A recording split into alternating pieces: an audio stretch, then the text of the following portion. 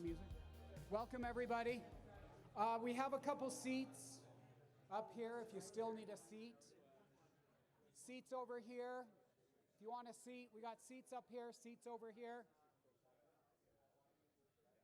FYI, we are going to be recording today's presentation. This presentation will be shared with BYU Pathways, which is a college program, an educational program that's shared by the LDS Church across the world for developing countries to gain a college education. So this will be shared with them. We'll be recording it for that purpose. So I'm going to give you some information up front. Questions? Absolutely. Ask questions all the way through. We'll do Q&A at the end as well, so you can write them down and ask at the end, or you can interrupt all the way through. Just figure people around the world are going to have the same question, okay? Number one. Number two, don't ask questions specific to our pitch event taking place on November 20th. That won't be pertinent to everybody watching this everywhere. We'll discontinue the recording, and then we can answer any of those questions for everybody present, okay? So just think that way as we go through this presentation. And there you go. Any questions before we get started? Yeah. When we ask questions, do we need to speak in the microphone to be picked up? Yeah. I can, if you state your question, I can restate it in the microphone so that it's picked up. I'm going to have to hold the mic. Our lav isn't working. The lav is the lapel mic. Lav isn't working, so I'm going to hold this today through the presentation so that we get good sound for the recording purpose. I could yell to all of you, no problem. All right? I'm good to go, Andrew. Talk closer? Lucky me. Okay. So many rules. All right. Everybody's got a good seat? All right. Welcome, everybody. Welcome to those who are participating online. There were a few of you. Those of you participating online will not be able to ask questions today. We are at iHub today. My name's Corbin Church. I'm a lifelong entrepreneur. And today we're going to be going through pitch deck strategies. When we talk about raising capital, and specifically the pitch deck that you're going to use to raise capital, it's important to note that like most things in life, there are a lot of paths to the finish line. There is not one absolutely perfect, this is the way it has to be done. What I'm going to share with you today is a pitch deck outline and strategy that I have used for the past 12 years. I have raised for young startup companies tens of millions of dollars utilizing this strategy. Is it the only way? No. Is it the perfect way? No. Is it a very good way? Proof is in the pudding. It's raised a lot of money, okay? So that's what I'm going to go through with you today. And the slides that I'm providing that we're going to be going through today, they're yours. There is now a sheet headed around. If you put your name and email address on that, I will email this slide deck to you. And so if you want to take notes, don't take notes on what's on the slide deck. I'd rather have you paying attention and absorbing rather than trying to write down and getting behind. I'll give it all to you, all right? Okay, so to get started, we're filming today. We're producing this from iHub. iHub is a nonprofit startup business incubator located in Provo, Utah. All right, in preparation, raising capital is not easy. There are many, many more of you than there are people providing capital. That's just it. It is not an easy process. Get prepared to do a lot of pitches to a lot of people to get little bits and for it to add up, okay? Be prepared. I need you to practice this. Once you get your deck done, that deck should contain material that you are intimately familiar with. You're the CEO. You're the founder of your company. You built the slides. You shouldn't be holding a note card through your presentation. This is your company, and you're showing to me you know your company. You're saying, wow, look how well I know this. I ask you a question, you don't stumble. You come right out with an answer. That is so important. If you're sitting there reading an index card, one, you're going to reveal that you're shaking, that you're nervous. So you avoid things like that. Index cards, no go. Your index card is right there. What's on that screen is what you're going to talk next to. I don't know what I'm going to talk next to until I press that button, wait a second, and then I know what I'm going to talk to.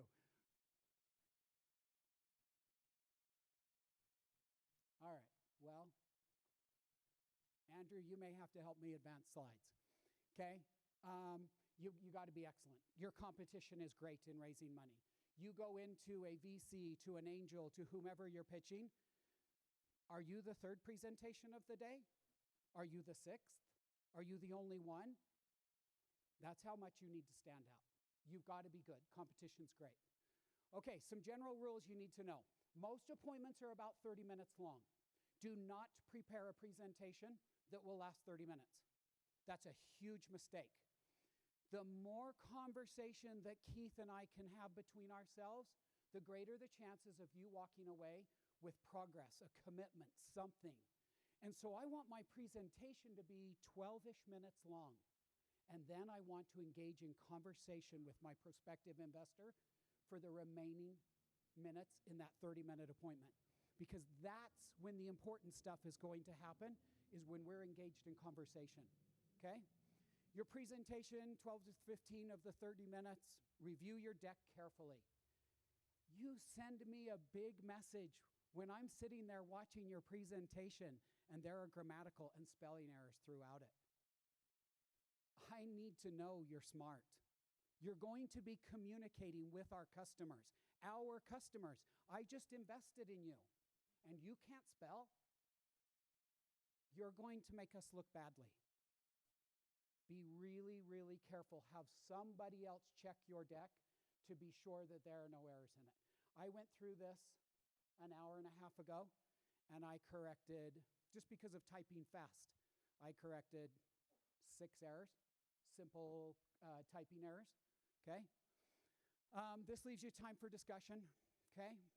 The goal of the pitch is not to get funded. That's a bizarre statement. The goal of the pitch is to get the next appointment. Very few investors will say to you on the spot, let's go. It happens. Absolutely it happens. But most of the time, they're going to say, let's meet again. We'd like you to bring this, this, and this back to us. And so your goal of this presentation is to win them over enough that they engage in due diligence with you. They ask you to send them a bunch more stuff so that they can do more investigation to give you a commitment. That's the goal of your presentation. If you do well enough, maybe you'll get a commitment on the spot. Okay, here is a suggested read for everyone. If you are a member of, well, let's just start with this. Here's the book.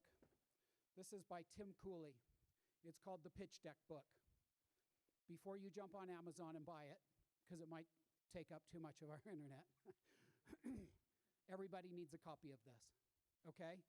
If you are in the Founders Club at iHub, I ordered you a copy. It'll be here in a week and a half, okay? 1 per partnership. It's an incredible book. It's going to go through and tell you more specifically what to do on all of these slides. It's solid, really, really good information, okay? And we'll have a lot of it throughout the presentation today. General rules for your presentation. First-time appointments, continuing on down, sorry. Slides should not be too wordy. This is about bullet points, okay? And if you do happen to put in a sentence and it gets a little wordy, you don't read your slides, you talk to them. These are prompts for you to go through your presentation to tell you what to say next, okay? We're not reading every word. And this is so important, and we're going to talk about it a few times. When you're pitching, it's actually less about your product and your company, and it's more about you. Maybe it's the next slide. Nope. We are first investing in the jockey. And second, we're investing in the horse. You may have a fantastic horse, but if you suck at your presentation, you're not going to get the investment. So, one of the most important things you're going to do throughout this presentation is you're going to be maintaining eye contact with me. You've got to show me confidence. If you're going to sit here and you're going to have your computer screen sitting in front of you and you're going to look down at your screen and talk to me, you're in big trouble. I would suggest that when you start your presentation, you start standing up. You tell me who you are, you tell me about your company, you're looking me in the eye, and you're showing me some enthusiasm. I am so freaking pumped about this idea. I've got to feel that from you. I've also got to know that you have confidence, that you are a capable person, that if I give you $100,000, you're going to take that $100,000 and you're going to move this company forward. If you don't relay that conviction to me, you didn't win today. Super important that there is an indirect message taking place at the same time you're sharing your direct message about your company and your product. You don't stand up there and say, I'm the best, I'm going to make it happen. You show me that through your actions, okay? All right, more general rules, your demeanor. This is so important. I have had so many people pitch me who walked in arrogantly because they had something great. No doubt they did. They walked in and they were arrogant. Look at me. Look what I've got. I've got it and you don't. I've got money and you don't. It's a big, big mistake to walk into that room humble. Excuse me, to walk in arrogantly because you just told me something that killed you. You're not teachable. You're young. This is your first go. You don't know what you're doing. You need to be teachable. And if you walk into that appointment and you've got an air of cockiness about you, you're out. Too many times. I have seen great, great investments, but I did not like the founder. I did not think they were teachable. And an unteachable founder is doomed for failure because they're not listeners. You've got to be a great listener to be successful. Your customers will constantly tell you how to improve your product and your company. If you're listening. If you're arrogant, I got this. I know you think that, but no, I got this. You're wrong. She's your buyer. You should be listening very carefully. Arrogance is a big turnoff. Humility, go in there, humble. There's a fine line between humble and arrogance and confidence. Show me confidence. Show me leadership, but don't cross over into arrogance. Capable leader. Okay, how about appearance? This is an interesting one. You guys live in an era of t-shirts. When I was raising money at 25 to 35 years old, never happened. You walked into a room with a shirt and tie on, in a suit. Okay, I get that that's not you, but let me give you some strong advice. Dress for your investor, not for you. If you're on one of the coasts, you're wearing a suit and tie. That's it. If you're around here and you're pitching a Todd Peterson or a Casey Baugh, and these guys are t-shirts, I would be interested to see their closets. I never see them in anything but a t-shirt. I still wouldn't wear a t-shirt. But I would go casual. I would not wear a suit and tie in to meet a Todd Peterson. But I would certainly dress respectably. Okay? So my point on appearance and attire is dress for who you're pitching. Think through these things. If you think you can walk in with a t-shirt because you're you, we've crossed over into arrogance. Okay? Maybe a sports shirt, maybe a dress shirt, just a collared shirt. Okay? But something else. Show respect to your audience. All right, there's the horse versus the jockey. I kind of already covered this. Okay? You just got to show me that you're a leader. It's a really, really important indirect message. Okay, we're going to start with our introduction. This is where our pitch begins, okay? And this is where showing me confidence begins, all right? And this is where I said if I were you, you're in a room, you've got a big conference table, there are 1 to 5 of them sitting there, you and your co-founder, And I would stand up to begin my presentation. It says something. It shows confidence. I stand up and I say, hello, everybody. I'm Corbin Church, and I'm here today. I'm going to continue from there in just a second. So your introduction begins with a brief bio on yourself, and I mean brief. This whole slide is 30 seconds. What are you going to say? This is a time to give yourself some props without being arrogant. What did you do? What have you done that's impressive? LDS mission, I'd leave it out. Maybe if you're pitching an all LDS crowd and you know that, great. Eagle Scout, I'd leave it out. Did you do summer sales? I would put that in there. Have you started another company? I would put that in there. Yes. You're going to do it together. You and your co-founder. If you have a co-founder present, we're going to tag team on this. Okay? So I stand up, and the first thing I do is I acknowledge my crowd, and I thank them for giving me time in their office today. So I might start off and say, thank you all. I know you're very busy. I know you see a lot of pitches. I'm very grateful for your time today. I'm Corbin Church.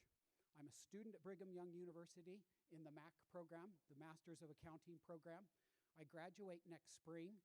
I've done summer sales for the past 2 summers, so I've learned a lot about selling and about running a business. And during that time, I came across a very innovative, I'm going to pick back up here in a second, because as I go through this, okay, what kind of things can I throw in there to let them know? Oh, check it out. I'm not a dirtbag that plays video games all day. If you play video games all day, I'm sorry for calling you a dirtbag. I didn't mean that. But like, let's be driven. Let's go somewhere. And video games aren't going to get us somewhere. That's my point. So things there that add to you, whatever you can think of that shout, I'm an exceptional young person. I've got something going on, okay? And then at the end, I'm going to give my elevator pitch. For those of you who don't know what an elevator pitch is, this is an elevator pitch. An elevator pitch is a 30-second pitch on my product or my company, in which in 30 seconds, I just detail who and what I am. That's not the place to do this, because we're going to be going through our presentation, and I'm going to be covering those things. And so here, what I mean by elevator pitch, Andrew, I'm not getting progress. What I mean by elevator pitch is I've got to give my audience a teaser. I'm going to give them a teaser of who I am, and that teaser, oh, it better get their attention. And when I say get their attention, it's got to make them want more from me. If you can't do that, don't say it. Okay? So here's a handbag product that I used to have, and 30 seconds long, what do you do? Whoops. Okay? And so on this, at the beginning, what I might say with a product like this is, ladies and let my co-founder, he or she also presented, and I say, ladies and gentlemen, I'm here today to show you an innovative product in a massive industry, the women's fashion industry. I'm going to show you what we're doing to make it more convenient and more affordable for women. Let's begin. Okay, did I tease you? I said I have something innovative in the women's fashion industry that's going to make it more convenient for women to be fashionable and save money. That's going to get, remember, we're talking to a group of pragmatic people, not emotional people. They want to know, how is this going to grow? How are we going to make money? So words like innovation, proprietary, words like that are going to get their attention and want them to feed more, okay? All right, so that's the elevator pitch. Your typical elevator pitch will tell you about the product and everything. I don't want to do that because I'm going to do it in my deck. Questions thus far? We're going to dive into the presentation now. So then I go right into my presentation. I've introed it. I start off with the problem. What problem am I solving? What pain does my company, my product, my service solve? Typically, the vast majority of the time, we're dealing with some kind of a pain here. What are you solving? What are you doing to make somebody's life better that they're willing to give you money for it? Tell me. That's where we begin. Our first slide then, after our introduction, I go into the problem. What's the problem out there? Somebody give me a company. Keith, what problem are you solving? It always takes the CFOs a lot of time to get to the numbers. So they have to always wait. But in business, time is money. But we have to settle with this process to just wait. So it's so painful. Okay. Yeah. How do you solve that? So what I'm doing to solve it is, in the past, I've done automation to remove that already proven formula sitting in Excel. Instead of having Excel and a person to drive it, we have machine to drive it while you're sleeping. So all of a sudden, you get the same error-free numbers but 100 times faster. Okay. Keith just went through a problem that exists, and he gave us our solution. You can guess what our second slide is going to be. Okay? But on solution, we go through what problem are we trying to solve, what pain, what evidence do you have of this solution? And I simply just say, I've talked to so many CFOs, and they've guided me down this process and let me know what a challenge this is for their company. Okay? And then we go right to the solution. Keith did it for us. He said the solution. Now, let me just use this product again that we talked about at the beginning. A woman's handbag. I mean, look, he's got a SaaS platform, an AI product, and here I am with a CPG, a consumer packaged good. And wow, that's a lot more interesting than this. Who knows? Maybe not to my audience. The pain here, women like to be fashionable. They like their outfit to match their handbag. And so they're constantly changing their handbag. They have a lot of handbags in their closet. They're constantly dumping their goods out. See this head nodding yes? They're constantly dumping their goods out, scraping them up, putting them in a new bag. So that's a big pain for women. It frustrates them. It's expensive. It takes up a lot of closet space. When I travel, I'm filling 1/2 suitcase just with handbags. I love this nodding head right on the front row. And your bags need to match your shoes. See, the guys didn't even know what you just said. They're like, what? Okay. And so what if I could remove one exterior and I could put on a new exterior, change the look of my bag in 3 seconds, walk right out the door. Plus, I have all these styles in my closet. Look how much space that takes up versus 2 more handbags. Problem? It's expensive. It's a pain in the neck. And so I don't do it. Solution? Time-consuming, inexpensive, space-saving. Okay? That's what I need to convey on these first 2 slides. What's my pain? What's the solution? I'm going to put the handbag down here so I don't confuse anybody. Okay? Sorry, inappropriate joke. Okay, the solution then, this is where we're going to spend some time. I've got to click with my audience. If I see you glazed over, I'm in trouble. If somebody is writing down and they're not paying attention anymore, I'm in trouble. I've got to connect with my solution on my audience. And if I've lost them in the first 1.5 to 2 minutes of my presentation, I'm doomed. You got to regain control of that convo somehow. Okay? Do you have IP? What's IP? Patents, intellectual property, or patents and trademarks. There's all kinds of different patents, whether they're design patents, utility patents, process patents. Do you have patents? This is a good time to let me know. And this product is fully patentable. We have a patent pending. We have filed a provisional patent. Whatever, this is a good time to let me know. Okay? Now we're going to move on, and you're going to start talking about evidence of the solution. This is specifically called traction. Here's where you really get an investor's attention. If you have a conceptual idea, you're just getting started.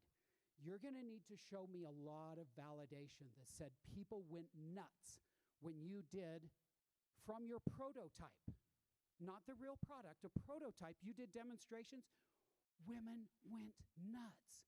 In fact, this lady's husband was sitting next to her, and he said, "That's the coolest thing I've ever seen.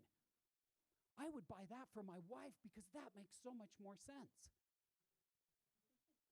Okay? Those are the types of things I'm going to share. That's not solid traction. That's really, really early stage evidence that I've got something, okay? You want traction. Traction, what is that? Traction is purchase orders. Traction would include any kind of a commitment that you have from your buyers, okay? Who has said they would buy it? You've been creating this product. You've been talking to your customers, your prospective customers, and your prospective customers said, I really like this, Keith, but I think it needs to include this. And if your product did this, oh, I'm all in. Those types of things are traction. Purchase order is more solid traction. That's tangible. That's what I want to see. So purchase orders and things like that. Actual sales. With CPG, a lot of our companies, they'll create a website and they'll put up product. They don't have any inventory yet, but they put up product and they start selling it. Oh, that's traction. You actually have orders, but you don't have product. I like you, okay? That gets my attention. And then anytime you can give me examples of collaboration with your client, with your future prospective client, oh, honey, that is music to my ears. That's what I want to hear, is that you have been communicating with customers. You didn't build this in a vacuum. You built your product while communicating with clients, and they told you what to build for them. That's how you build something that sells. All right, so I've talked about validation in here. Most of the people in this room know what validation is. For those who don't, oh, whoops, what did that say? Make it clear that you have product market fit. Those are buzzwords. When Jeremy Andrus was here speaking a few weeks ago, maybe a month ago now, he talked so much about product market fit. This is where you'll show to your prospective investor that you have product market fit. Okay, be sure we click on that. All right, and here is a video. We made an 8-minute video on the validation process. This is super simple video. It dummies it down. It is brilliant. This is taken from Nail It, Then Scale It by Paul Ahlstrom and Nathan Furr. Another book, if you haven't read, is an awesome read because it teaches you how to validate an idea. In the world of entrepreneurism, we have an 80% failure rate. The validation process will literally take that 80% failure rate and turn it on its head. Because before we ever start a company, we go out and we talk to our prospective customers and we learn if our idea is something they would buy or not. And if 70% don't say, yeah, I would buy that, then we move on. Go down your list and look for the next best idea and go out and validate it. Okay, now we're going to talk about total addressable market. That's your TAM, okay? And you'll see TAM, SAM, and SOM. I'm telling you that this is getting a bit outdated and we don't believe what you say anyway because you can pull any number off the internet. And if I look at 3 sites, I get 3 different numbers. Here's what you're trying to convey with this slide. The women's fashion market is $100 billion. The women's handbag market is $14.5 billion. Next slide. All I need to know as an investor is that I'm not looking at a $150 million market. Because if you're planning to get 10% share of that $150 million market, that's $15 million that we might hit. I'm not going to get my money back. Thanks for coming today. I need to know that we're talking about a gigantic market, and that's all this slide does. Hit your TAM, let me know it's really big. If an investor should happen to ask you about SAM or SOM, know what it is and be prepared to address it, okay? SAM and SOM, okay? But this is really what's done, and this slide is that quick, okay? Then we go on to competition. The key to this competition slide is for you to be very upfront with me as your investor. I'm going to do due diligence. And if I find an investor that is credible that you didn't put on your list, you've got a black eye. You withheld something you didn't want me to see. And we don't have a good relationship because we're not communicating openly. Tell me who your competition is. Okay? What do they do that you do not? A great way to do this, and the way I almost always see it done, is a chart in which here down the Y or X-axis? Down the Y-axis is my competition. Across the X-axis, across the top, are all of the different features and benefits of this product category. In every one of those categories, my product has a dot, or a check mark, or an X. I do all of them. Procter & Gamble, just these two. Johnson & Johnson, just these three. GlaxoSmithKline, just one. Don't walk me through this slide. It's pictorial. All that I need to see on this slide, look at all my competition. Oh, they're really not my competition because they don't do all of the things that I do. That's the purpose of this slide. You need to let me know that we're doing things nobody else is doing, and that will be our competitive advantage. Okay?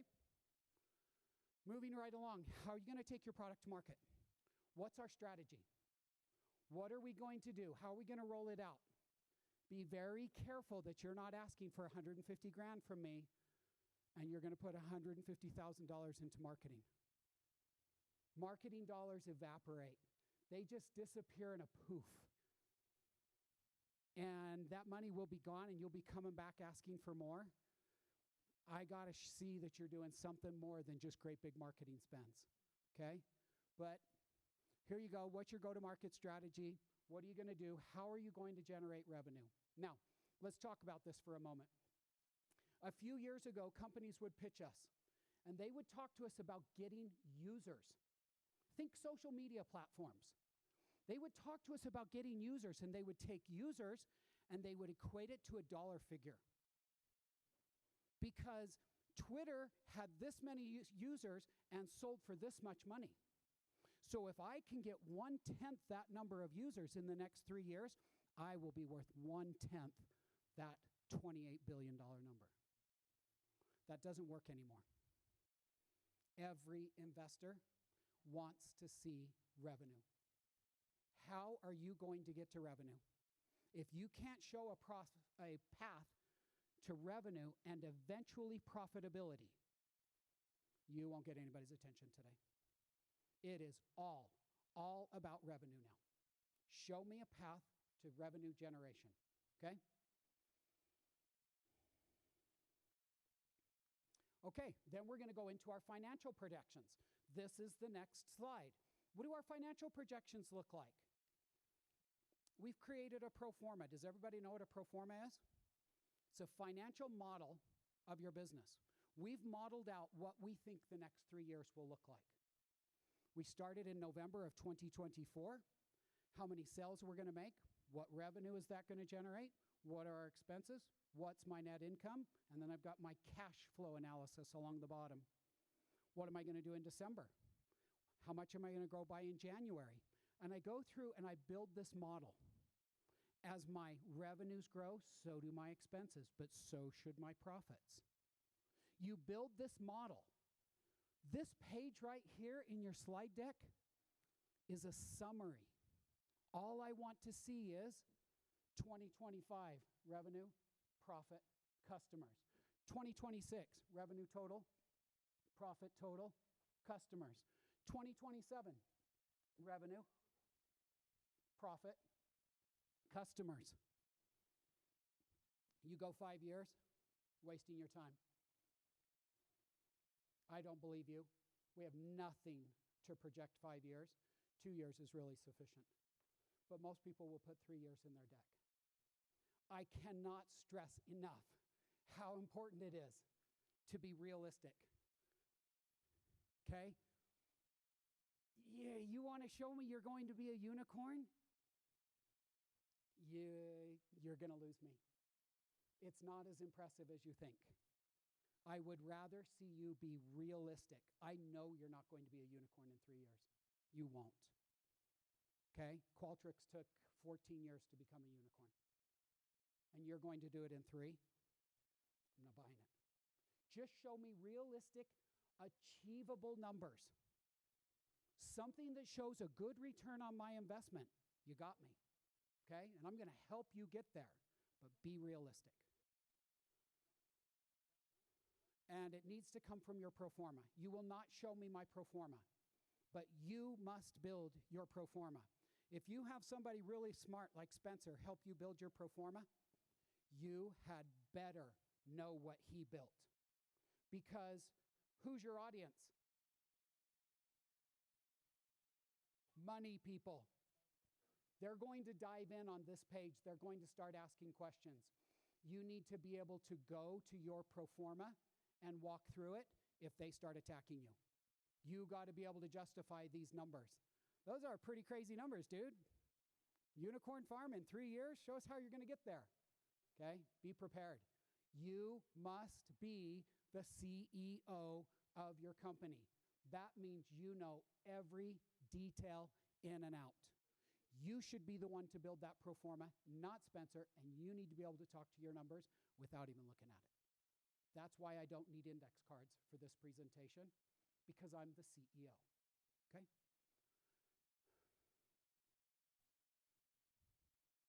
Okay, then we get to the team. Who's my team? Really important slide. I'm Corbin. I'm the founder. This is my co-founder, Cole, and we are backed by these great board members, these great advisors. Well, let's talk through that for a moment. First of all, let's be really careful on the C terms. We love to call ourselves the CEO.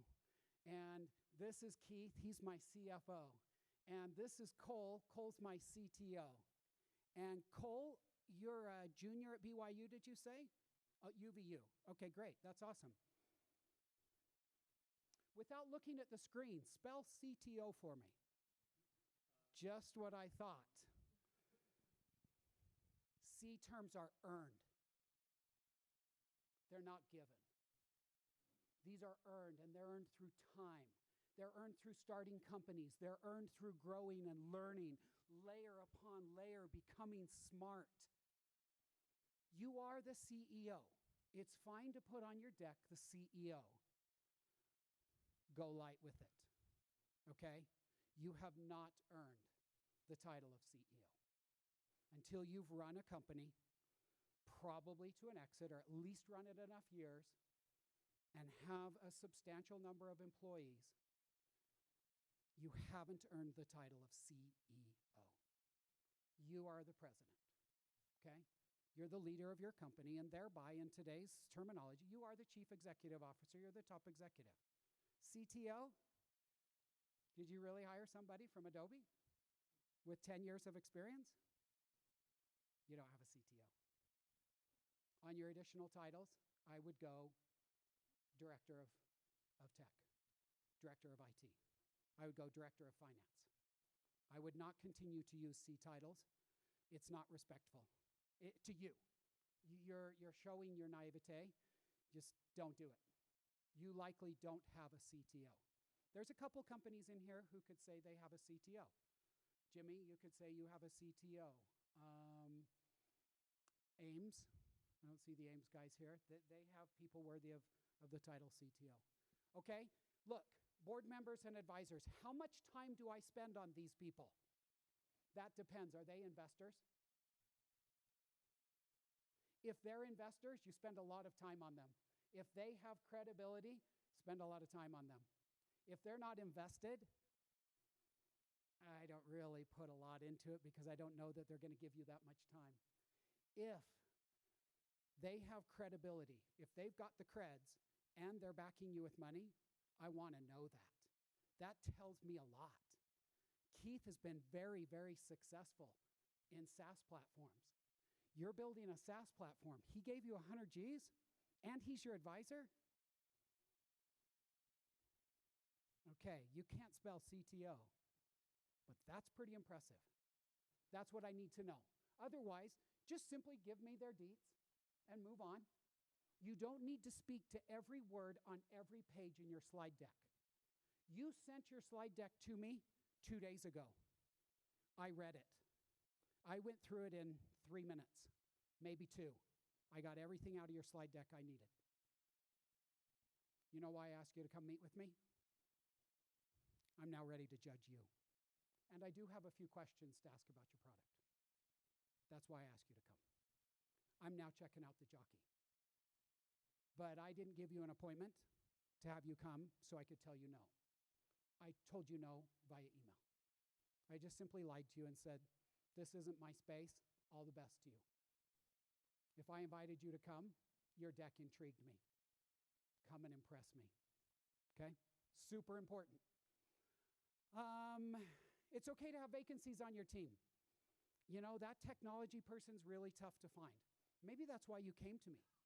Maybe you came to me to raise capital to put that person on your team. That's respectable. I get that, and I'm willing to give you money for that purpose, okay? All right, then we get near the end, and it's the ask. How much money are you asking? And what valuation? What are you going to give me? You want 150 G's from me. What are you going to give me in return for that $150,000? Okay? And that's what this page is. And it's pretty much all contained in one page. You better be prepared to justify what you're asking for. Okay? And your valuation. If you're pre-rev, no IP, and you want a $7 million valuation, I probably didn't give you an appointment. But if I did, I want to know, how do you justify your $7 million validation? You've got a hypothesis. You're valuing a hypothesis at $7 million. A company that's been running for 6 months or 12 months and they are generating revenue, they're somewhat de-risked. They're still in a very risky category, but they're somewhat de-risked. That's getting into the 5 to 7 mil range. Okay? You've got to justify whatever you're going to put on this screen. They are going to ask you questions. Be prepared. Then the last page is your use of proceeds. How are you going to use that 150 grand you're asking for? You've got a detail for me. I see this in a pie chart where this shape of the pie is 30%. We're going to use that for this. This 40%, it's going here, and this is going here. However, you've got to detail exactly how you're going to spend the 150 grand. Please have a piece of that pie, or on your lines, please have a contingency line. 100% of the time, that's a high number. It will take longer, and it will cost more than you expected it to. 100% of the time. Your company will grow slower than you thought it was going to. Please have a contingency line. I respect that you built in 10 or 15% contingency. This is my best guess. I respect that. Here's my contingency. Okay? Now, here's the important part about your use of proceeds. You've got to show me milestones that you're going to achieve with these funds. We've done $10,000 to date, Mr. Church.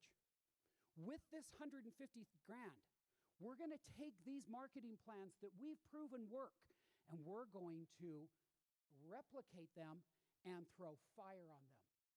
Fuel on the fire, excuse me. We're going to amp this up. And as we amp this up, look, I spent $100 and I generated $1,200 in sales.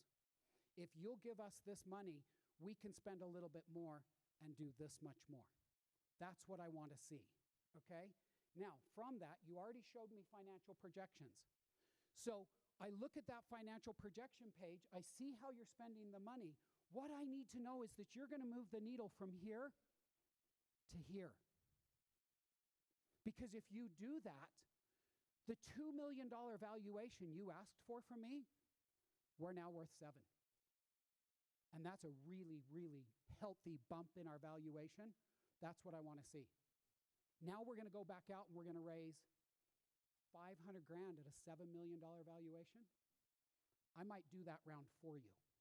If I don't do the round for you, I'll take you out to my friends and I'll sponsor the round and I'll help you raise it. Because you took money from me and you did exactly what you said you were going to do, you're worthy of a reinvestment. Don't, you've got some explaining to do. And that is painful explaining. Okay? All right, so moving right along. In this book, Tim Cooley said, be sure at the end of your pitch, be sure when you're practicing your pitch that you're conveying the 5 T's. Your team, your tactical advantage, your TAM, your traction, and the terms of the deal. Okay? Then the last thing I want to share with you before we open it up for Q&A, you've got to maintain control of your presentation.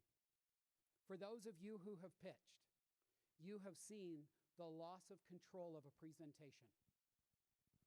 Venture capitalists are not the most humble crowd you will ever meet. I was being so nice with that statement.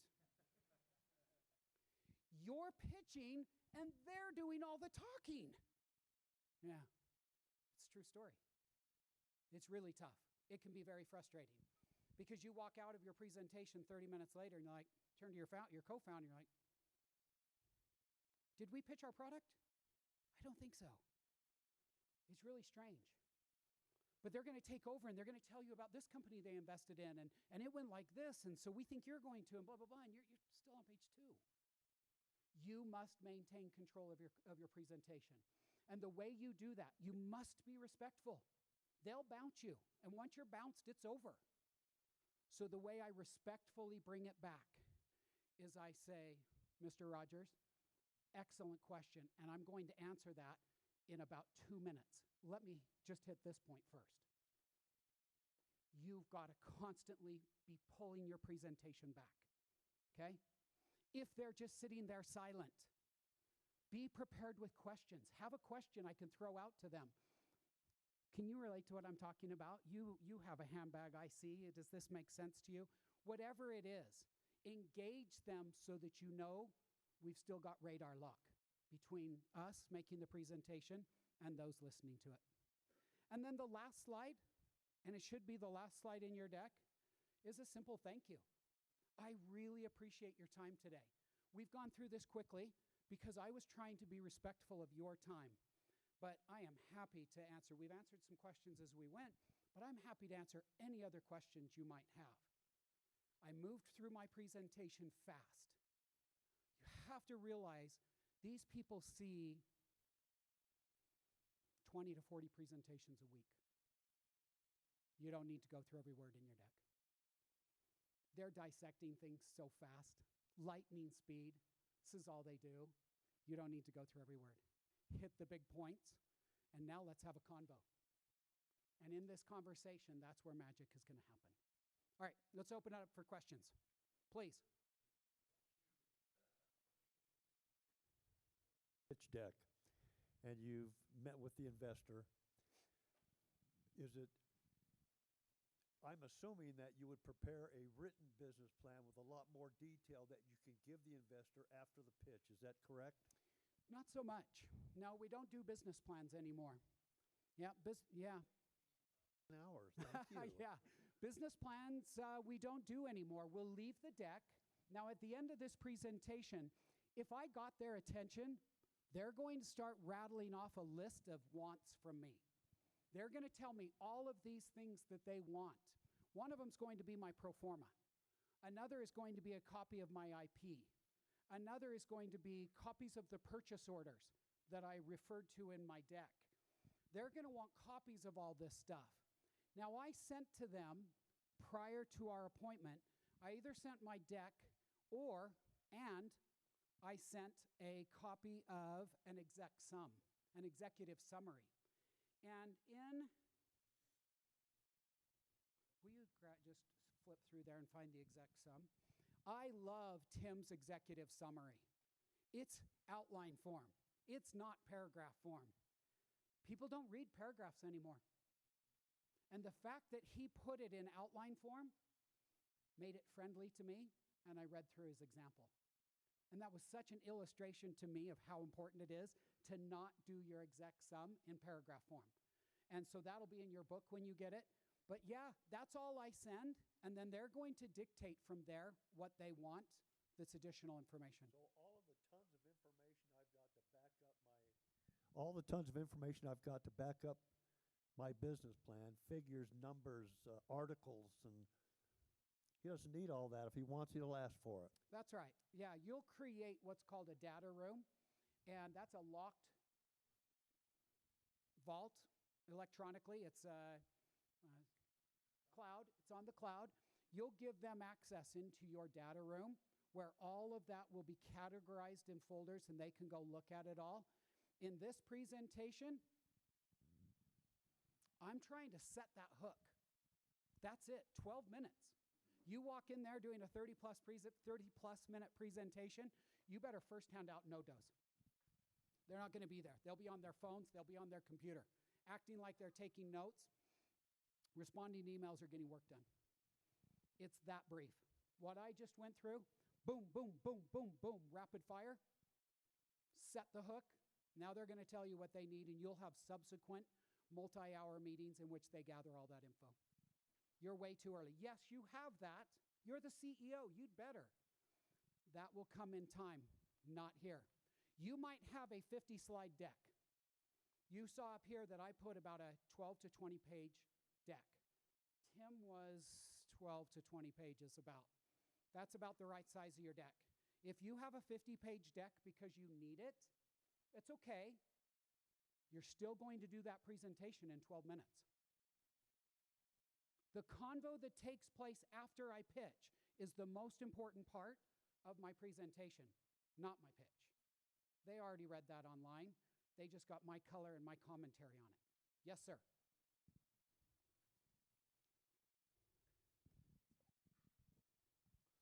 So you were saying if it's a 12-minute presentation and you break it down into, let's say, 9 slides, but there's a lot more information you want to have in there, could you just have them like below the thank you slide or the concluding slide that you just won't go over, but they could get it later? Yeah, it could be in your appendix. Yeah, Okay. You could have it in your appendix, and you might choose to send your slide deck to them after the presentation. They'll dictate that. I always require the pitch deck in advance. I've reviewed your slides before you ever walked in. So Okay. it depends on the person of, do I send it before or do I send Yeah, it after I at see all? appendixes with pro forma slides and all kinds of stuff in there. And then it's quick and easy. I can tab down to it if they're asking, and I can go through it. So, yeah, Cole up here. Yes is the answer to that. That works. Next question. You said the most important part is the conversation you have after the pitch. Mm-hmm. What tips do you have to make the most of that? Don't lie. Don't answer a question you don't know the answer to. Simply tell me you don't know. I will get back to you on that. That's a good CEO, not a bad CEO.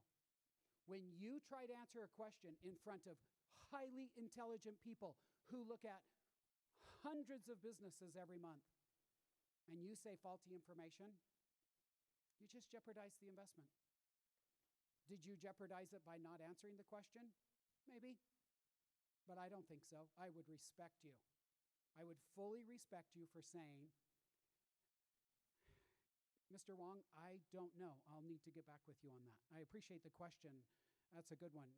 I think I know the answer, but I'm not sure. Can I get back to you on that one? That's a respectable answer. Okay? So post-discussion that, again, continuing to exude confidence, Cole. I want to, in that conversation, I just really want to get into confidence and show them I know what I'm doing. Listen to the question carefully.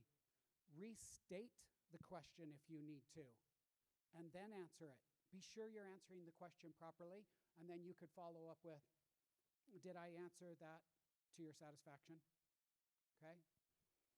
It's going to flow the way the investor wants it to flow. They're going to be asking you questions, and they shouldn't be asking you anything that's not second-hand information to you.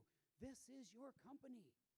I was pitched last week, and this gentleman who they'll do just shy of 5 million in revs this week. And he was reading from index cards, and he was super nervous. And I called a timeout. And I said, put your note cards in your backpack. I want you to look at your slides, and I want you to speak to that. Because if you can't, he was trying to come up, he was trying to give me very clever lines, and they were clever. pragmatic audience. They don't care. I'm sorry, but the investor space is a very male-dominated space. And it's just very pragmatic, and it's show me interesting numbers. Show me you've got something unique, innovative, that's going to work, that's going to sell, and I'm going to make money. That's the bottom line. Okay? Thanks. All right. Hey, how do VC firms like fact check things, and like, what's the best way to go about like conducting these analyses, like TAM, SOM, all that stuff? Like, there's so much information out there. Everything says something different. So. There is. So how do we fact check that? How does a VC firm fact check it? First of all, your TAM, SAM, and SOM, those all come from Google. Those are simple Google searches. That's all you're going to use. And again, that's why I don't care to spend a lot of time on that. Just show me it's gigantic. Multiple billions. So if we get a percentage of it, we got ourselves a home run. That's all I'm looking for. The research will come from Google. Okay, now you asked, how will they do due diligence on my company? Let's think outside of TAM, SAM, SOM. How are they going to do due diligence? They have a whole team of people who do due diligence. A lot of them are MBAs and students from the 2 universities, and they're getting their credits doing this. They're going to call you and say, where'd you get this from? Where'd this come from? How'd you come up with this? Or if it's possible, they're going to go search it all out. But they will leave no stone unturned. As you get bigger and you're going to sell your company someday, it will involve background checks. The importance of not filing bankruptcy, you can't sell your business. Background checks, thorough background checks. Okay? Misdemeanors, okay. Felonies, you're their CEO going forward 90-something% of the time. You can't mess with that stuff, okay? When you're in the pre-seed or seed stage, for what length of time should you raise funds for? Are you looking to raise for a year? Raising so time-consuming, you don't want to be distracted 3 months down the road? Just curious to know your take. This is a very experienced person in raising capital. How much money have you raised to date, Spencer? 2 mil? So Spencer's question was, how much time should I put into this? If you have $0 in your bank account, it's critical. If you're running a company and generating revenues, you've got to be really, really careful. Because what happens, and this is when you come to me and I advise you on the sell of your business, 5 years from now, let's go. I'm going to give you some very specific advice, and it pertains to Spencer's question. Don't take your eye off the ball. You made me an offer to buy my company. I'm pumped. Let's go. We go under contract. For the next 4 to 6 months, we're doing due diligence. These people will waste so much of your time. It's absolutely incredible the number of demands they make on your company. You know what happened? You took your eye off the ball. And in those 4 to 6 months, your sales declined. Guess what happens now right before closing? We retrade the deal. They're the cause of your decline, and they're retrading the deal with you. Happens more often than it doesn't happen. Keep your eye on the ball. So, Spencer, to your question specifically, you got to set a little bit of time aside. Robert, I saw Robert in the back. Robert, they're raising money right now, and their big challenge is they have a tiger by the tail. They're generating a ton of revenue right now, working to profitability, but not there. And when they're out raising money as much as they are, it's difficult for them to keep their eye on their sales. And so they're working 2 jobs. I'm not going to mince words there. They have small children, they're married, and they're working 2 jobs, he and his co-founder. Never said entrepreneurism was going to be easy. I said it was going to be worth it. It's not going to be easy. It's hard. And you realize that. You were out grinding, looking for that money. I would love to say business first, keep the revenue going, but you had employees that you had to pay, and you had to have capital. It's a delicate balance. And I'm sorry, I don't have a pinpointed answer for you, except for don't let those revenues drop. Because then I have to report that, and my investor is going to ask, Why did your revenues decline in June? I was sitting in your office. Okay, next question. So one of the core pillars of my company is humor and gamification, and humor is also a big part of my personality. How much of that should come through in the pitch, or should it be strictly professional? Humor's great. If that's who you are, be sure it doesn't fall flat. Practice it. Work with groups, try it in different settings, and be sure it doesn't fall flat.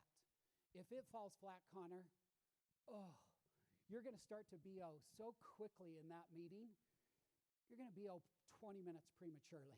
It's going to throw you off your game.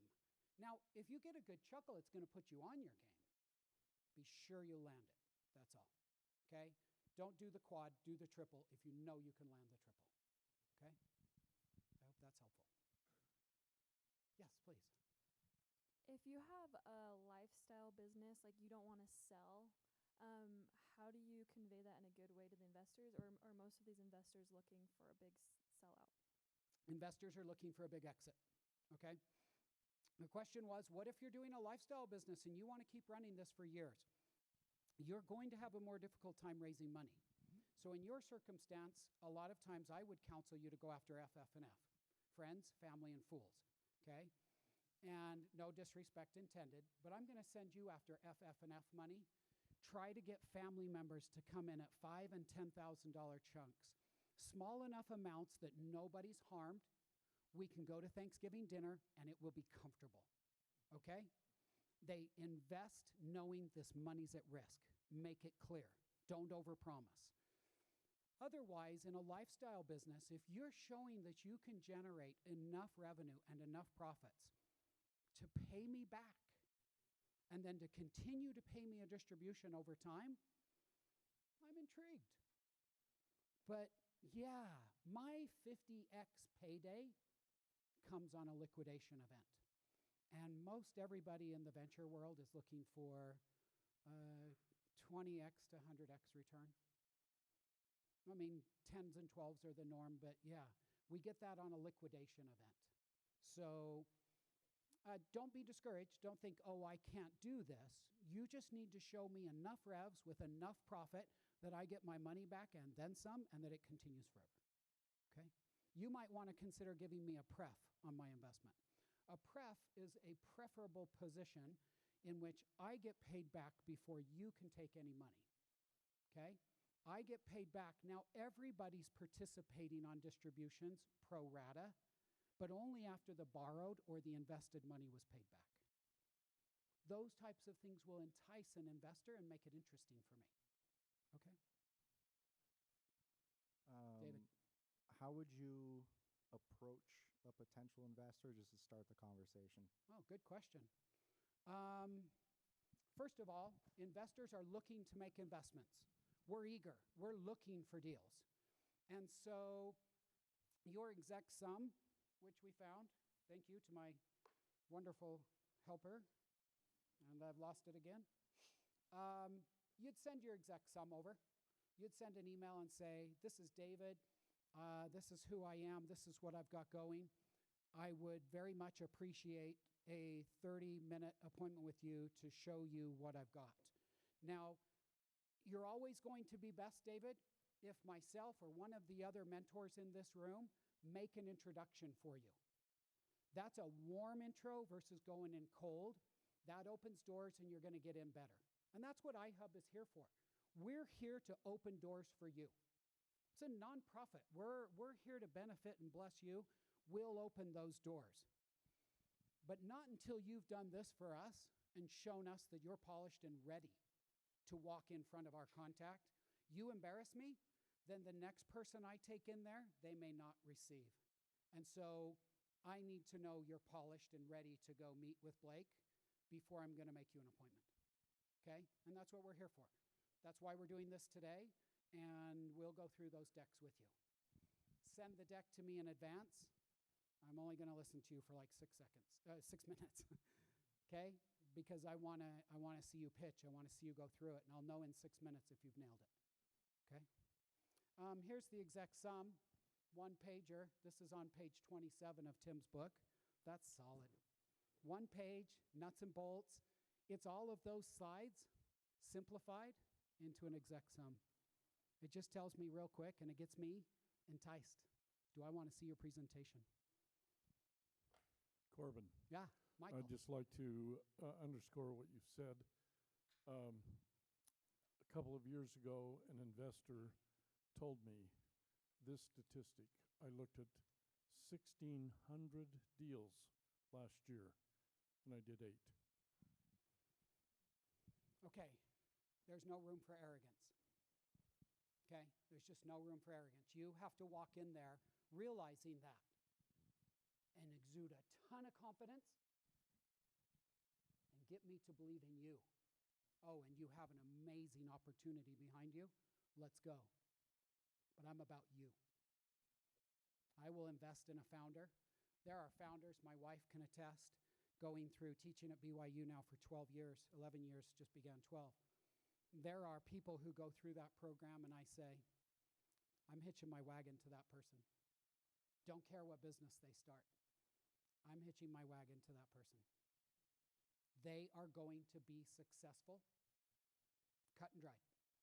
I know that they will be successful. Be sure to please come keep talking to me because I'm going to invest in you someday. It's so much about the person. We see great ideas fail, and it was because the jockey wasn't capable. All right? Please, please, please show me you've got the mettle to make this succeed. Keith.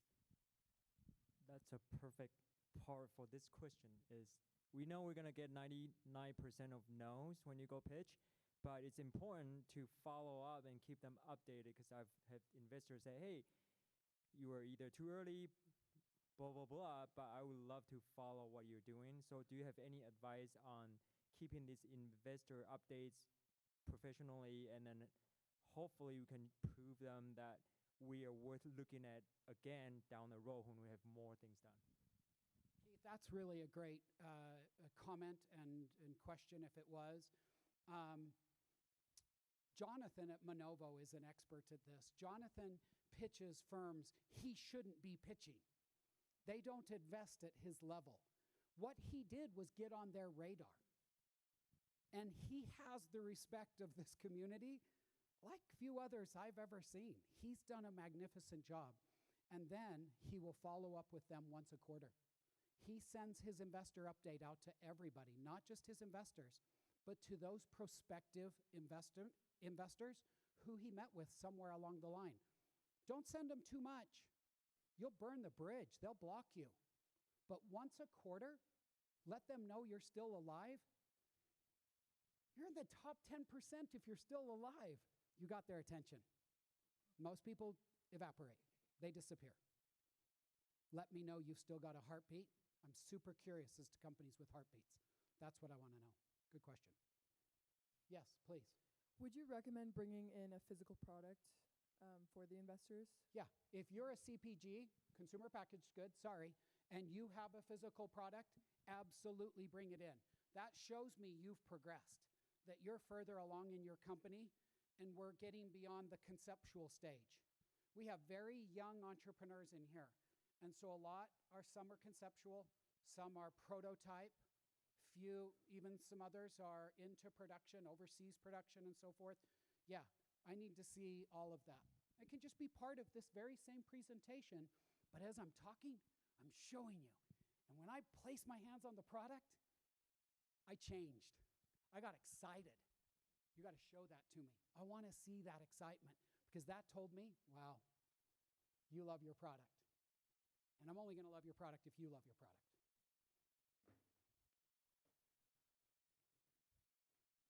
Anybody else? Sir. Thanks. Would you tailor your presentation any differently if you have a hard tech company and perhaps, you're going to have a larger period of research that you're going to need before you can get somewhere? Yes. So the information that I gave everybody today, this is generalized. This is general. You're going to follow this flow, but you're going to add in your product section is going to be much more elaborate. You've still got to do it within a reasonable time frame. But if you're a hard tech, you're asking for a lot more money. You're talking about a bigger presentation, okay? Still, just don't get into too much detail. Give me enough to see if we're going to go on further. And in that remaining time, they'll ask questions and you can start to expound, to elaborate. But it's the same flow no matter what. What's the pain that you're solving? How are you solving it? And so on, okay? But yeah, you'll add in a lot more than a CPG would. Makes sense. Technical products, I've seen decks that are so big and they're just full of all this technical information because you have to help me understand the tech behind your product. I've got to get my arms wrapped around that. That means more slides and it means more time, okay? Good question. So I've spoken with some VCs, and I've also spoken with customers of my product. And because like some customers of my product, I haven't even pitched, and they really want in, they really want to invest. How much would you go? I feel like this is kind of a rhetorical question because money is money and you want the excitement and strategic investment as possible. But how much would you go with big companies that have sold minority of their company that want in compared to conventional VCs? My first choice for an investor would be a strategic investor. Somebody who's going to add to what I'm doing. Somebody who's going to be a quality advisor to me and my company. That's who I want. I don't want dumb money, and that's a very real term. I want smart people on my cap table. Now, if I'm struggling to get money, Chance, I'm going to take dumb. I'm going to take whatever money I can get until I can get the respect of bigger players. Let's talk about VC for a moment. Jeremy Andrus was Alex Bean was our guest 6 weeks ago. And Jeremy Andrus came in and he just said, look, I invest in early stage companies, but I'm doing minimum $500,000 investments. That should tell you if you're at a $2, $2.5, $3, $4 million valuation, Jeremy's not in your ballpark.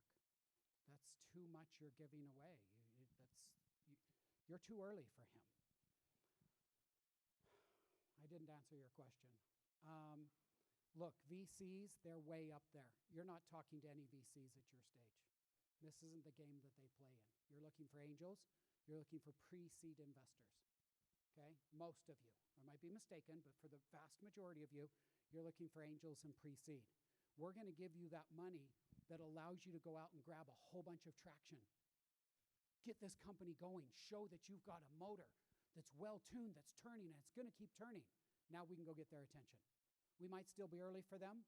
Let them tell us we're too early. Let's get on their radar, and let's keep going to some others. Did I answer your question? Not really. Restate. No, that's fine.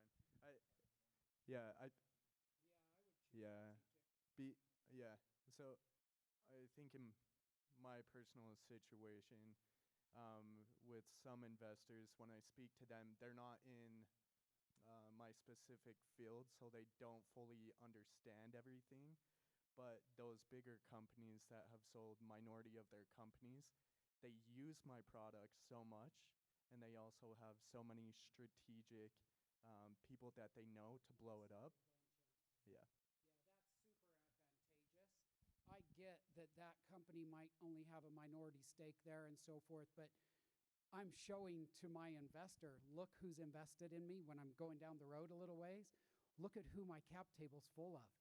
They're customers. These are awesome people. That's such a strength for you. That's a yes if you can get to those people. Here's the one thing I want you to all be cautious with about this convo.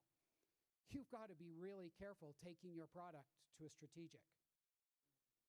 I want P&G to carry my product. Darn right you do. They're going to turn it into tens of millions of revenue overnight. That's not true. Huge companies move at a snail's pace. 2 to 3 years from now, they'll finally launch it. That's the reality. But yeah, they have the power and the might to make it big. They also have a team. They have a building of product development specialists. They'll make your product and steal it from you. Be very, very careful taking your product to a strategic unless you have strong IP in place. Okay? Just don't go there. Be careful. Josh. So at this stage of company, I know we're in different industries, but how do you decide how much money to raise in the pre-seed stage, and how much can you ask for? How much should I raise? I'm early in my business. Josh, he's pre-rev right now. How much do I raise? It's an awesome question, and it goes back to your pro forma. You guys, you have to live the pro forma. If you don't know finances, you don't know spreadsheets, it's time to learn. I want you to all get an education at the University of YouTube, and I want you to come and become a master. I have a spreadsheet I will give to you, a pro forma spreadsheet. I need you to use this pro forma. I need you to build it because you've got to know it. And you're going to live in this spreadsheet every single month for the first year of your business. You're going to see how right or how wrong you were. You're going to go back and be revising these numbers, but it's going to tell you the path of your business. And that's going to answer Josh's question, because on my pro forma, I have revs, how I generate my revs, then I have my big expense list, and then I have my profits. And then down here at the very bottom of my spreadsheet, I have a cash flow analysis. There's my investment. There's the 150 grand I brought in. There was the total before, $0. There's my 100 grand I brought in. I now have $100,000. That goes right up to here for the next month, 100 grand. There's how much I was negative this month, $8,000. Now I have 92,000 left. Josh, you're going to scan all the way over here and you're going to look to where that number goes red. In that time frame, did you accomplish enough milestones to go back out now at a $10 million valuation, not a $2.5 million valuation that you did last time? Can you justify 10 where this went red? Because this is where your money's running out. That's the answer to your question. And I can come back here to this $100,000 and I can keep changing that. Where does 150 take me? Okay, not enough. Where does 200 take me? That's 200 is probably the right number. It's all about the pro forma. It's not this. I mean, everything you did in your pro forma was this. We're grasping for numbers and projections, but there's got to be some there's got to be some methodology to it. I'm going to leave science out and say methodology. There's got to be some methodology to that pro forma that I built, and that's the justification. And that's the question that your investor's going to ask you. Why are you asking for 200? Well, let me show you my use of proceeds. No, we already saw that. Show me it in action. Do you have a model? Show me your pro forma. You got it. Here's my pro forma. Let me just slide this up on the screen. Here's what I'm doing. Here's how I'm projecting my revenues. You can see my expenses are here. You can see how frugal we are. Boy, be sure to point out that you are frugal. I'm going to give you 150 grand, and you and your co-founder are each going to take 8. You're not getting my money. I know you can live on less than 8, and our money's going to evaporate in no time. I'm out. Okay? You're going to go through that pro forma, and you're going to do so with so much confidence, Josh, because you're the CEO. You built it. Spencer may have helped you, but you built it. You're the owner. He just guided you. You walk through that, and you show them how you're going to get there, and you shut them up. They're like, cool. That's what they wanted to see, is that you own your business. I don't know. Let me call this guy at iHub and see what he tells me on that. Okay? Great question. Follow-up question. How much could you ask for? That is such a difficult question. If you're pre-revenue and you've got a product that built, it's a SaaS platform. It's, I've seen people pull down 500 to $1 million, but it's not the norm.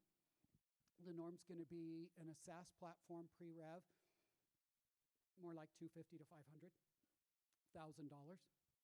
Okay? You have to look at it this way. I would ask that question in the opposite order. What valuation can you justify? Again, a difficult question. But do you think you can walk out there in the marketplace and get a $5 million valuation today? If you can walk out there and get a $5 million valuation, and you're willing to give up 10% of your company, then you're asking for 500. But I wouldn't ask for 500 if I don't need 500. I'm giving away a part of my company I don't need to give. Let's get the biggest valuation possible, and then the amount of money we need. And if it's far more than that, you want to ask for 500, then do it based upon what you're willing to sacrifice. How much of your company are you willing to give? That's the equation for how much do I ask for? Valuation. Valuation, it's market. That was a cop-out answer, because market in Silicon Valley are just crazy numbers. We don't get them in Utah, and we have a strong market. We're Silicon Slopes, but I'm telling you, it's different. So that's the game we play. It's a tug of war, trying to do the best we can. Did we answer it? Okay. Connor. So I know a lot of people that say that you should avoid funding like the plague for as long as you can. And I know like what you were just saying of holding on to as much of your company as you can for as long as you can. So what are some good reasons to be raising money, and what are some not so great reasons to be looking for money? Awesome question. What are good reasons to be raising money? What are good reasons to not be raising money? I see people who want to hold on to 100% of their company. And so they're going as far as they can without raising capital. And their growth is stunted because they don't have the resources to do what they could do. Just 2 weeks ago, I was talking to a company, and they called and said, hey, here's what's happened with IP, and what should we do? And I said, you need to file. You need to file that right away. We can't afford that. You can't afford not to do that. And so this, Connor, is where we haven't raised money. We're holding ourselves back because we're trying to hold on to our company. We're trying to do everything we can to get the better valuation. Oh, I respect that.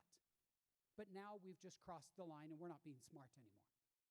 Now we're not progressing because we're too stingy with our equity.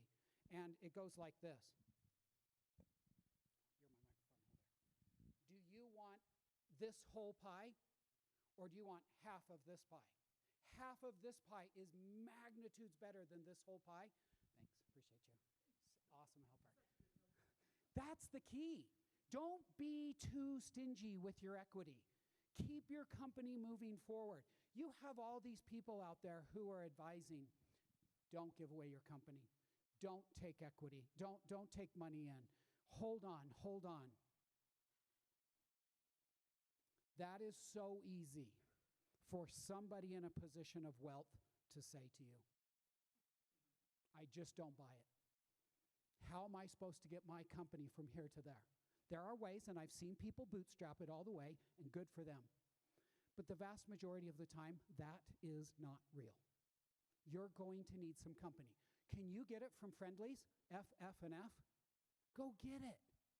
Those people are going to give it to you on such friendly terms. Good for you. You can go buy them out. You can go pay. They'll loan the money to you. Good job. That's not realistic all the time. So you have to go raise some money.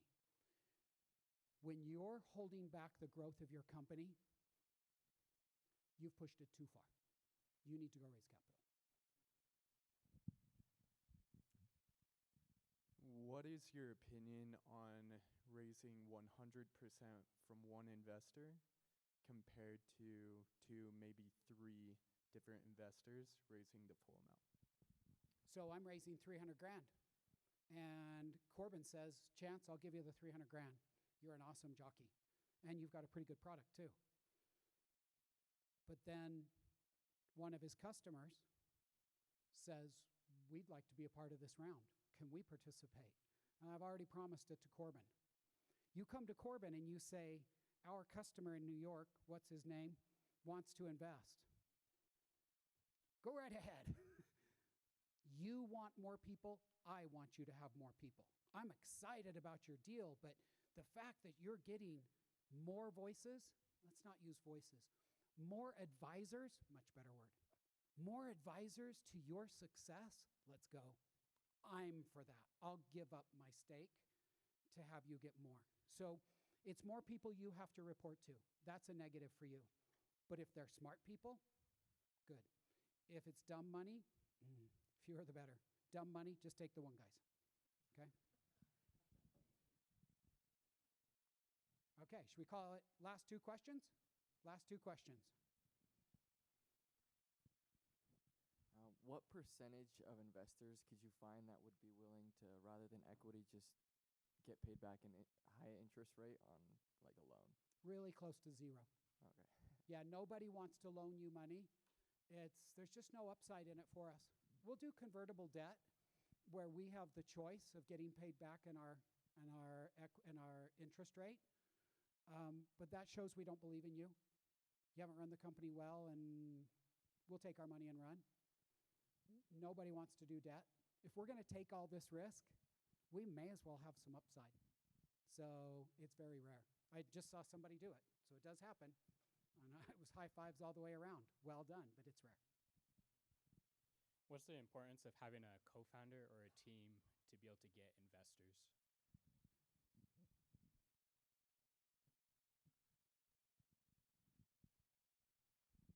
Did you notice the hesitation?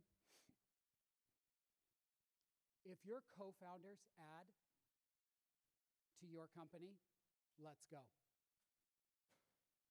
Bring 3 people to your meeting. Don't bring more than 3. It's too many people in the room. But up to 3 is okay. And if I have an actual CTO, if I were Jimmy, I would bring my CTO into my meeting. He's articulate. He's smart. He adds to the strength of my company. Let's go. My next person might be my sales guy. He's my CRO, if you will. And he or she comes to the meeting as well.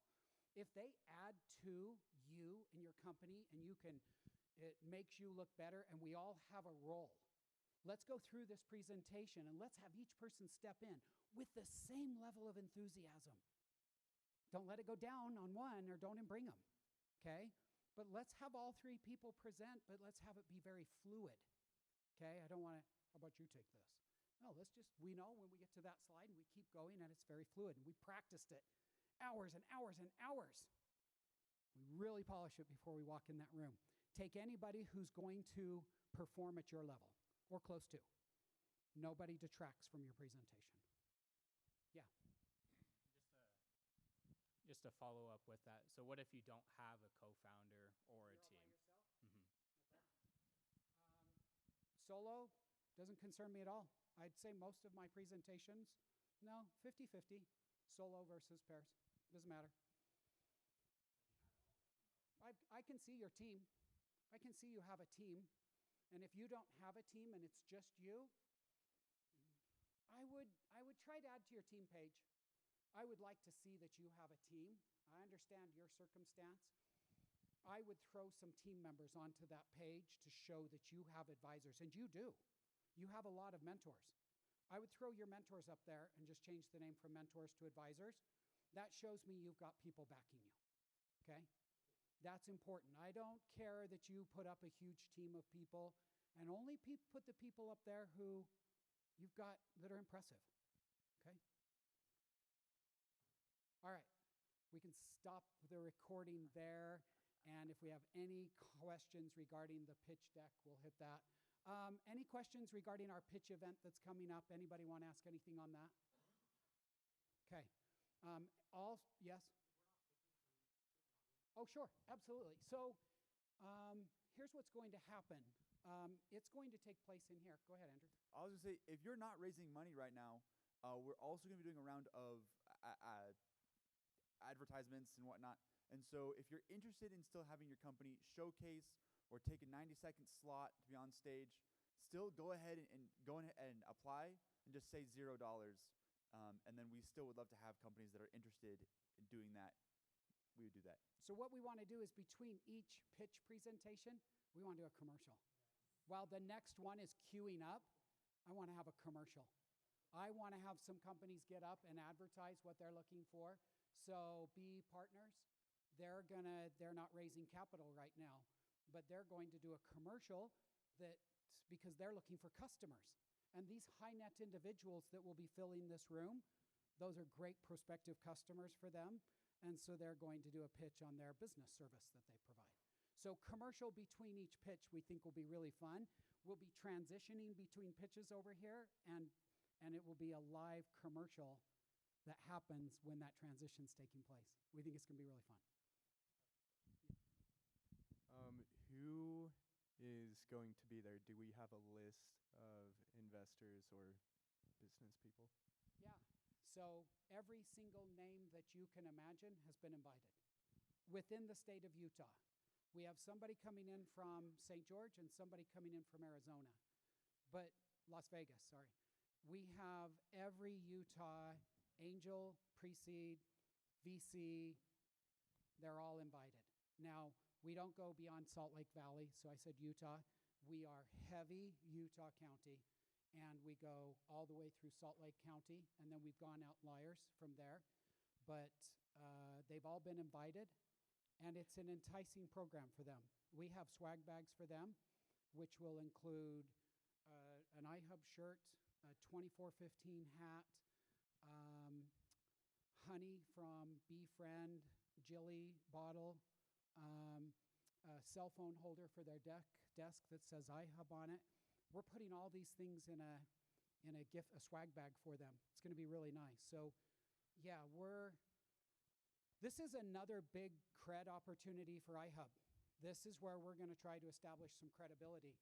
We have 12 slots. We have 27 applications so far, and we'll close that down tonight.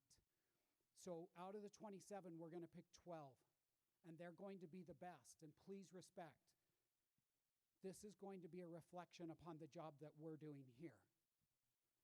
If your presentation isn't polished and you don't nail it, you'll have a chance in the future, okay? We need to put 12 outstanding companies on that stage because that helps us put our donors together to keep iHub going. So pitch well, win your spot, and then that's going to give you the best chance to win some capital from that crowd. It's a good crowd. On that, if you are a company that's applied, we'll be sending out acceptance emails to our audition round. Our auditions will be taking place tomorrow, Thursday, even though the office will be closed, and Friday. And so be checking your emails from JC or I, and you guys will have an opportunity to sign up to do an audition.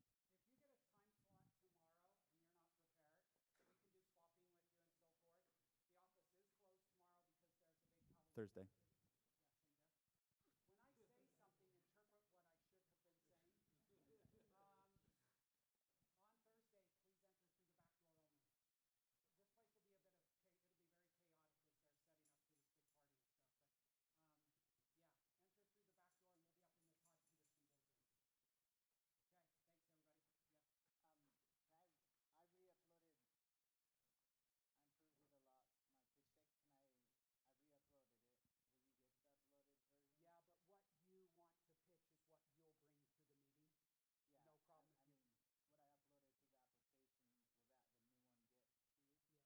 Yes, if you went back to your company portal and you redid your application, then yes.